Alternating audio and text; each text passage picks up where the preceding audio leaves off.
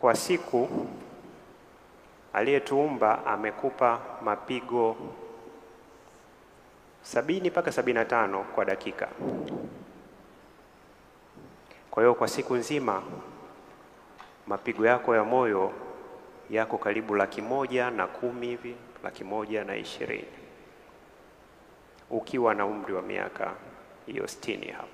Kwa katika kipindi chako cha maisha, Mungu akikupa uhai wa kuishi miaka 60, utakuwa na mapigo ya moyo bilioni 2.3. Ukiwa na umri wa miaka 70, utakuwa na mapigo ya moyo bilioni 2.7. Sasa haya kwa nini naanza nayo? Hivi vitu haviwezi kutokea kwa bahati. Lazima kuna mtu kaumba. Lazima kaweka utaratibu. Kwa sababu yakipungua kuna changamoto. Yakizidi sana kuna changamoto. Kwa kila kiumbe. Upande wa haja ndogo. Kwa siku unatakiwa upate haja ndogo kati ya mililita 800 mpaka lita 2. Nini Dr. Samani Professor? Mililita? Haja ndogo. Upate mililita 800 mpaka lita 2. Lita 2 hizi kama za maji? Kama za maji. Ndio uende haja masaa 24. Hapana. Naomba nirudie tena. Naam, please. Figo zetu zinatengeneza haja ndogo ambayo inatoka nje ya mwili. Naam. Kati ya mililita 800 mpaka 2000. Yaani ukienda haja ndogo, ningekuwa na hesabu nikikusanya kwenye chupa itafika kati ya hapo mililita 800 mpaka 2000 mpaka lita 2. Hili kwa nini nalisema? Nalisemea hili kwa sababu nitawapa ushauri kule mwishoni, ni lazima tunywe maji. Kwa sababu ukinywa maji machache na haja ndogo itatoka chache. Sasa haja ndogo sio maji tu, yanatoka na sumu na uchafu na kila kitu. Ndio maana pale Muhimbili kila siku ya Mungu kuanzia saa 9 usiku mpaka saa 2 ya usiku, wale ambao haja ndogo haitoki tunasafisha figo, dialysis. Kwa nalirudia tena hili uone mipango ya huyo aliyetuumba ikoje. Kwenye hili bado mawili nitawatajia. Unatakiwa uwe na sukari. Nikichukua sukari hapa mara moja hapo iwe kati ya 4 mpaka 5.5. Ikienda chini ni tatizo, kwa sababu utapata upungufu wa sukari, hypoglycemia kwa kitaalamu. Ikipanda juu sana utapata tatizo la sukari, hyperglycemia, na tunaona watu wanazimia hospitali, tunaona mabarabarani wanazimia kwa sukari kwa nyingi sana. Nalizungumzia tena hili ujue kwamba Muumba wetu kila kitu kakiweka kwa utaratibu. Na ndio maana baadhi yetu, sio kwamba tulikuwa hatuna imani ya dini, lakini baada ya kuingia kusoma udaktari, imani yako ya dini inapanda. Sasa nilimalizie la mwisho kuhusu kupumua, ambapo kila siku wewe umekaa hapo unapumua, huna hata habari. Hapo ulipokaa unapumua mara 16 kwa dakika. Kila dakika? Kila dakika unapumua mara 16.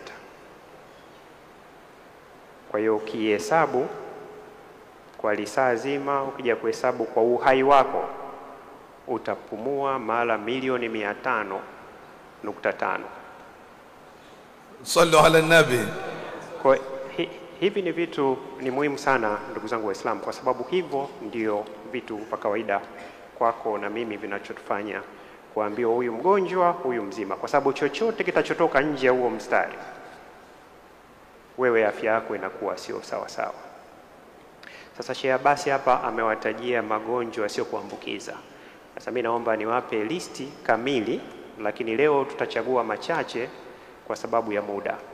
Kwa hiyo mnaposikia kwamba huu sio ugonjwa wa kuambukiza, tunazungumzia magonjwa ya moyo ambayo leo duniani yanaua kila mwaka watu milioni 18. Tunazungumzia pressure kuwa juu, shinikizo la damu, kila mwaka linaua watu milioni 9.4. Sasa hapo mlipokaa Waislamu wenzangu, wewe kuanzia kule mstari mpaka huko mwisho, kwa wanaume huko hesabu tu, kila mtu wa 4 kuna mmoja wenu ana pressure na subhanallah, bila kuwa na wasiwasi. Labda robo, sio labda, robo ya watu mlokuwemo humo ndani mna tatizo la pressure. Sasa Waislamu kule wanafurahi. Iko hivi kuhusu pressure.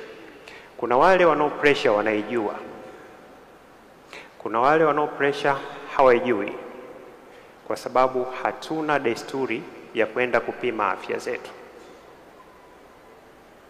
Sasa kuna wale ambao wana pressure wanatumia dawa, lakini leo katumia, kesho kaacha, kesho katumia kani. Na grupu moja dogo tu ambao linatumia dawa na wako sawa sawa. Sasa Shehbasi, kosa kubwa ambalo ndugu zangu Waislamu na wagonjwa kwa ujumla wanafanya, wanasema mimi nikiwa na pressure bwana naijua. Namuuliza mgonjwa, unajuaje? Anasema unajua nikiwa na pressure Dr. Janabi kichwa huwa kinaniuma. Namwambia mimi nikiwa sina hela kichwa kinaniuma. Takbir. Wapenzi wa Yanga siku wakifungwa na Simba kichwa kinauma. Maana yake hiyo sio dalili ya kwamba ukiwa na UTI kichwa kitauma, ukiwa na malaria kichwa kitauma. Na waeleza hili ndugu zangu, usitegemee kusubiri kichwa kiume ndio useme kwamba mimi pressure iko juu. Na bahati mbaya kubwa, wale wengine wanaotumia wanasema mimi siwezi kutumia dawa kwa sababu nguvu za kiume zitaisha. Sasa ndugu zangu, ukipata kiharusi nguvu za kiume zitakuwepo? Hakuna. Unamwona mtu anakuwa ameparalyze nusu. Naam. Kwa hiyo hata huko sehemu ya siri nusu yake itakuwa imepoza. Mwenyezi Mungu atuhifadhi jamani. Tuinue mikono juu, Mungu atuhifadhi na maradhi. Unywe dawa. Ugonjwa wa tatu ambao sio wa kuambukiza ni kiharusi.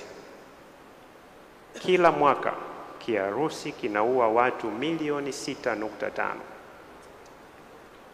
Ugonjwa unaofuatia ni saratani.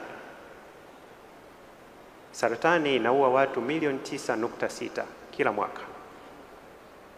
Sidhani kuna mmoja wetu hapa anaishi Dar es Salaam amewahi kupita Ocean Road hospitali akakuta hospitali haijajaa. Allahu akbar. Kwa hiyo haya sio kwamba tunasikiliza kwa wenzetu. Tafadhali wale ambao hawajawahi kufika Ocean Road wapite tu. Ugonjwa unaofuatia ni wa figo. Watu milioni 850 wameathirika na figo duniani. La ilaha illa Allah. Ugonjwa ambao umekuja wa kisasa kabisa siku hizi ambao ulikuwepo zamani lakini umezidi ni afya ya akili, mental health. Unaua watu milioni 1. Ugonjwa wa akili? Ugonjwa wa akili. Mimi na uhakika humu ndani hamna mtu asiyemfahamu au aliyewahi kusikia kuna mtu kajinyonga. Ndio. Huwezi kujinyonga kama akili yako iko sawa sawa. Umepata msongo wa mawazo, unaona maisha haya hamna jinsi ya kutoka, imani inapotea. Hiyo ni afya ya akili ambayo haiko sawa sawa. Na kuna ugonjwa unaitwa afya ya akili. Yes. Hilo wamebadilisha siku hizi. Zamani Shehbasi tulipokuwa wadogo tulikuwa tunaita kichaa. Ndio. Hilo neno tumeliondoa siku hizi kwa sababu kwamba huyu afya yake ya akili haiko sawa sawa. Okay. Watu milioni 1. Kuna watu karibu milioni 2.5 wanafariki kila mwaka kwa sababu ya matatizo ya njia ya chakula. Sasa njia ya chakula ndugu zangu inaanzia kwenye mdomo mpaka njia ya haja kubwa. Kwa sehemu yoyote katika hizo ikipata athari mwisho wake kama ukutafuta tiba unakuwa sio mzuri. Ugonjwa unaofuatia katika sio kuambukiza ni ugonjwa wa ini, na wenyewe sasa hivi unatusumbua sana. Hata pale Muhimbili tumeshaanza utaratibu wa kuanza kufikiria tutapandikiza figo namna gani, kwa sababu sasa hivi bado tunapandikiza nje ya nchi, lakini mwaka huu inshallah, Mungu akipenda, tutaanza kupandikiza figo. Mungu atakuwezesheni Profesa, inshallah. Ugonjwa ajali za barabarani sasa hivi duniani, kila mwaka watu milioni 1.3 wanapoteza maisha na karibu milioni 50 wanapata ukilema wa kudumu. Na sababu kubwa wote tunafahamu. Ukichukua kwenye hospitali yetu ya Moi pale Muhimbili, umri ni kati ya miaka 19 na 29. Hawa ndo wamejaa pale wodini. Sasa hafati sheria za barabara, anaendesha chombo cha moto huku amekunywa pombe, amepata leseni bila mafunzo sahihi. Hayo yote ukiyachanganya, na ndugu zangu Waislamu, naomba mfike tu pale Muhimbili, kijana mdogo kabisa miaka 20, lakini ndo maisha sasa yameshafika mwisho pale. Kavunja mgongo ambao hawezi kutembea tena. Sasa toko alikokuwa anafanya haraka hatoweza kufika tena. Na la mwisho nimeweka magonjwa 10 yanatosha, ni uvutaji wa sigara.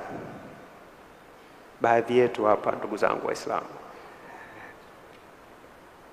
yani sio kwamba mnasubiri jioni ili uchukue tende, mnasubiri jioni ili uvute sigara. Wapo wao Profesa, wanakata vichochoroni, naona wanakaa. Sasa athari yake iko hivi: duniani kwa sasa watu milioni 7 wanafariki kwa tatizo la sigara, whether itampa saratani au itampa ugonjwa mwingine huko kama pumu unaitwa COPD. Lakini sasa Sheabasi, kitu ambacho hatari zaidi, Sheabasi, ukivuta sigara, mimi naitwa second hand smoker, yani moshi wako unaingia kwangu. Kwa hiyo hata kukaa karibu ya mtu anayevuta sigara ni hatari, kwa sababu watu milioni 1.2 duniani wanafariki kama secondary smokers. Yeye hajawahi kugusa sigara, kwa kuvuta ule moshi tu, kwa kuvuta tu ule moshi. Wewe unavuta sigara, yeye kama kavuta 5, ujue wewe umevuta 1. Yeye kavuta 10, wewe umevuta 2. Allahu akbar. Kwa ndugu zangu, mimi naomba mchukue nafasi hii ya Ramadhani, kama umeweza kutovuta mchana kutwa, katika dua zako muombe Mungu uache kuvuta kabisa.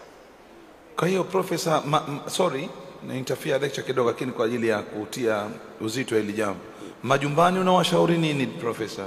Kuna wazee wanapiga mapenzi, anapiga sigara kama pakti nzima, kumbe anajua pale. Basi mimi ushauri wangu mkubwa, kama unavuta sigara na una watoto, mke ambao unawapenda, mimi ushauri wangu kavutie nje, kama ni lazima uvute sigara, sio mule ndani, kwa sababu unawaathiri na wale ambao hawavuti wote. Nazungumzia wewe, tizama tu kwenye simu yako, baadaye watu milioni 1.2 wanapoteza maisha kwa sababu ya wewe mtu mwingine unavuta sigara, na mimi inani affect. Wanaitwa secondary smokers. Secondary smokers. Na ubaya wa sigara, ndugu zangu, ina nicotine mle ndani. Sasa nicotine haina tofauti yake uteja wake na bangi na heroin, kwa sababu center yake ni moja tu, inaitwa dopamine center. Na nafikiri ni kitu cha kukiangalia, ni kitu ambacho tunaweza kuepuka. Huwezi kuacha siku moja, lakini ungeweza kufanya utaratibu iweze kuwa na mama pale nyumbani unanisikiliza. Ukiona mzee ana paketi 10 pale, zihamishe. Kwa sababu akitafuta usiku wa kuzipata, basi atakulani kidogo, lakini mpaka asubuhi atakuwa hajavuta. Sallu ala nabi.